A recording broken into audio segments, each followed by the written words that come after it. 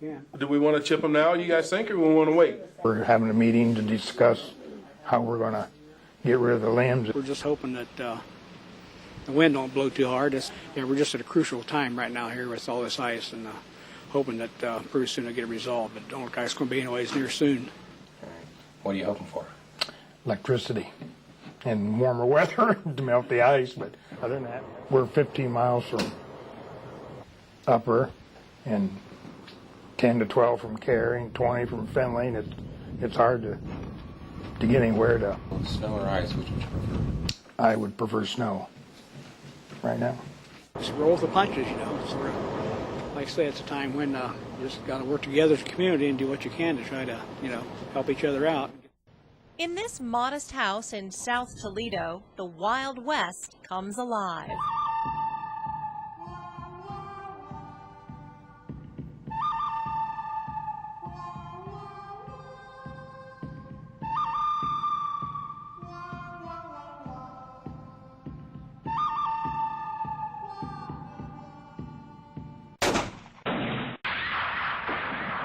He's never stepped foot in the desert, but artist Dave Wisniewski has a fascination with cowboys, Western lawmen, and outlaws. These are guys that existed in a time where I wouldn't last 3 days. It's still in the heart of America. It's like the most American characters that we have. Even the bad guys are as popular as the good guys in these things. Like this one he calls the gunfighter. He's frightening, and he looks like, there's no way you're gonna, all right, shoot me, get it over with. He paints from imagination. His canvas is bigger than life, just like the men who inspire his work. A lot of times I'm not looking. I'm just feeling it happen. In fact, Dave Wisniewski doesn't see much at all. Not since 1987, when diabetic retinopathy left him legally blind. They started doing laser treatments, and then within 1 month I was blind. So, I was devastated, and the world was ending. Dave's sight deteriorated to 2800, legally blind. And when he had to quit his construction job, he made what seemed an odd choice for a blind man. He decided to study art at the University of Toledo and graduated summa cum laude in 1998. My drawing and painting and sculpture teacher, they were like the three wise men. They actually taught me how to see again. And it was just, incredible. Dave's imagination began to take shape on canvas in the form of Western heroes and outlaws, all with a Dave Wisniewski signature. All of my paintings will have that same effect where, wow, they're looking right at me. Even if you walk across the room, they're going to follow you, even though you can't see their eyes. Even though you can't see their eyes, which is a little, it's a little autobiographical for you, Dave. Well, yeah, it's kind of like a negative of me. Yeah. It's like leveling the playing field. Yeah, how do you like it? Despite his handicap, look at the detail. Dave gives each character personality that jumps off the canvas and a special name. This is Checkers, the old man who owns the general store in the Wild West town of Dave's imagination. He'd sit down and he'd study that board, and people would move, and the only time he'd get something clear out of him is when he'd get all the way back to King's Row, and he'd sit up real straight and go, "King me!" And the people, there he goes again, he got... Yeah, so that's the story with Checkers. Dave's characters have found homes in Montana, Colorado, Texas, and Arizona. Every canvas taking a little piece of Dave to the Wild West. And when they do sell, you're going, oh, I hope they take good care of them. You care. They're like almost adopting these rather than buying them. They're kind of like family, too. Oh, they are family. Linda Boxell and Patty Jardin have been friends for more than 40 years, and they often talk about the unusual circumstances that brought them together along this very block of Haverhill in 1967. It was dark. It was dark, and it was cold. A cold misty evening. Linda was 19 years old and had just moved into her first apartment downtown near St. V's. She worked at commercial services in this building on Sylvania near Upton. And one wintry night she didn't have bus money, so she decided to walk home alone. Just a few blocks up, a man pulled up beside her in a car and offered her a ride. "You're cold, why don't you get in, I'll take you home." And I said, "No, I don't want to do that." And so I went a little farther, and he went around the block, and he stopped again. He said, "You sure?" And I said, "No, I don't want to." He was very smooth. He was very persistent. He was a business person at the time. He had a suit on. He was dressed really nice, and he had all the right answers. Still, something told Linda she shouldn't get in the car, and when he wouldn't leave her alone, she ran into Start Drug Store on Sylvania near Martha and asked the pharmacist for help. I went in the drugstore, and I said, "There's this man following me, and I'm really afraid." And he said, "Why don't you stay here for a little while?" So I waited for about 10 minutes, and I stayed there, and when I went out, I walked a few more blocks. That's when Linda saw the same car following her, so she tried to lose him by ducking into the old Mancy's Ideal restaurant on the corner of Sylvania and Phillips. I went up to the bar, and I said, "Can I have a cup of coffee?" And when I went up there, the man came in, which I just about died, and he sat right next to me, and he slipped a napkin over to me, and he wrote a number on it. And I said, "What's that?" And he said, "Well, that's how many women I've had." And I thought, "Oh my gosh, I got to get out of here." So I got up and I ran out, and there was a Weisenberg car dealership there. And at that time, I ran in, and I was telling them this man's after me, and he grabbed me, and he said, "That's my daughter." He said, "We're having domestic problems." So I slipped out of my coat, I got away from him, went through the service department, went around the back of the service department, and there was a drugstore on, a dry cleaners on Hawthorne Street, I think it was. A young girl came running in and said that someone was chasing her and could I help her? And I said, "Well, sure, come on in." And so she came in, and together we called the police, and the police came. That night when I went home, when the police took me home, I went to bed with a knife. And laid in bed with a knife, and I told Maureen, I said, "I'm so afraid he's out here." And we both moved home with our parents right after that. You were afraid he would see you again or come back for you again? Mm-hmm, yeah. Because he knew what I looked like, and I knew what he looked like. You know, we were face to face at Nancy's. But for the next 40 years, Linda never saw the man again. Not to say she ever forgot about her close call, but she lived a busy life. She raised 2 sons, became a doting grandmother, and started her own interior design business. Then one night in 2006, Linda's past came back to haunt her. So I was laying in bed watching the news, and there was a picture of this man, that they had this man that they were looking for that killed this girl in Toledo.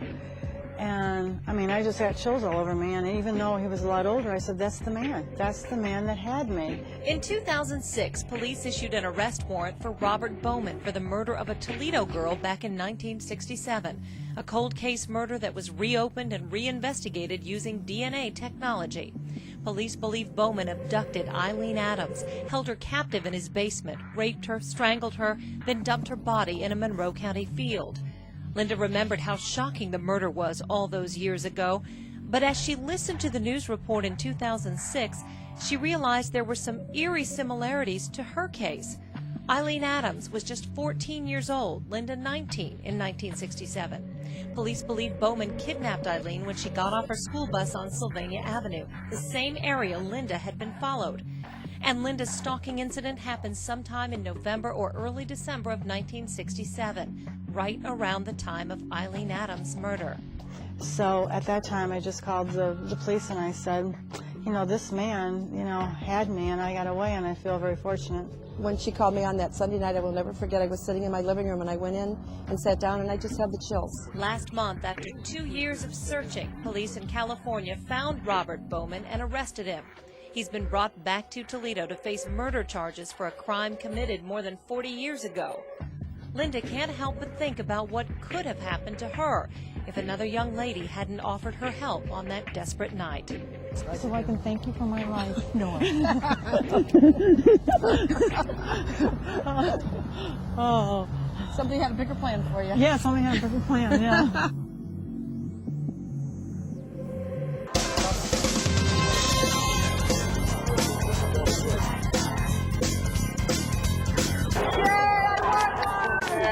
The flashy sights and screaming sounds of a Las Vegas casino. Terry and Debbie Schaefer say there's no other place like it, and that's why Vegas is their favorite vacation destination. What is it about gambling that you like? The excitement. Yeah? Absolutely the excitement. It's fun to win, of course, but it's still gambling. So, but I like the flash of the casinos, and all the casinos have a different feel, different atmosphere. I like the glitz. I like those characters of smaller places. Smaller places like the San Remo. Terry likes to play the tables. Now 7-11 wins for us. 2-3-12 is a crap, and that loses. Winner 7 on that. Craps is his game. I like to pick one that's fun, hooping and hollering, and I like to look at a rack and see if people have chips in them. I have 10 on the 9, on the 6 and 8, I have to have 12 because they're increments of 6. 5 and 9 are also 10s. What? If you're as lost as I am, then follow Terry's #1 tip, learn the game. The most important thing about gambling, period, is know the game you're playing. You have to learn it. Even if you're dealing with a common game like blackjack, there are things you can do to get the upper hand. Yeah. With blackjack, you have to follow what's called basic strategy. You can't be betting wild. You don't hit on a 17. You don't split 10s and things like that.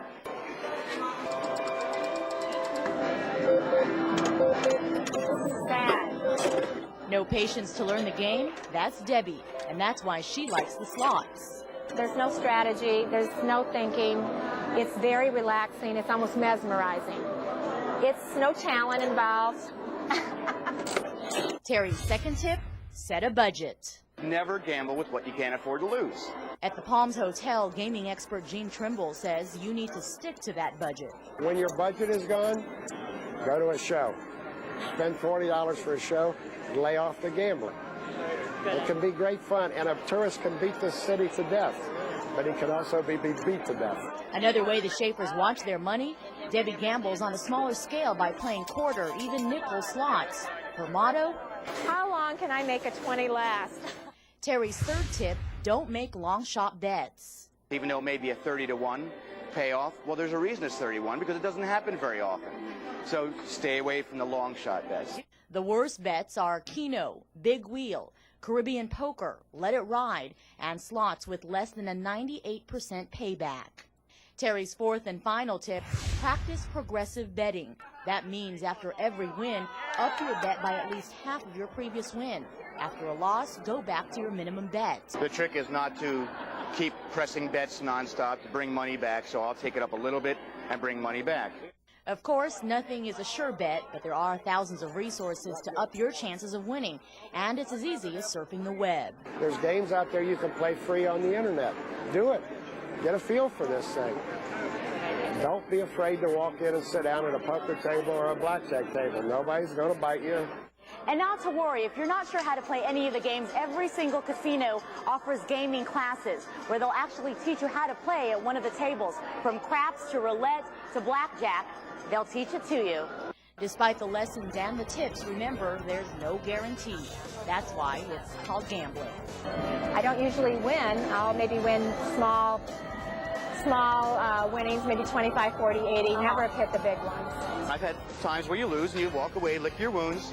But there are also times All right. when Lady Luck is on your side. Look at that. All right. Yeah, all right. 2 in a row. Yes, this is very lucky to get 2 blackjacks in a row. That's great. And that's what makes it fun. When BG takes the field tomorrow, 108 student athletes will be in uniform, playing on a national stage. It's huge for the city, it's huge for the university, and it's huge for the athletic department. I mean, it's probably one of the biggest things that's happened around here in a long, long time. Joe Sharp should know. He's a Bowling Green native who's been putting uniforms on athletes at BG for the past 23 years. He's been hanging around BG locker rooms a lot longer. I've been here ever since I could walk, actually. You see, Joe's predecessor as BG's equipment manager was his late father, the legendary Glenn Sharp, Sharpie. Dad was he was a guy that people trusted because he was very honest. I mean, he was very outspoken. So revered is Sharpie in Bowling Green circles, the school named its football locker room in his honor this fall, recognizing the way he touched the lives of student athletes.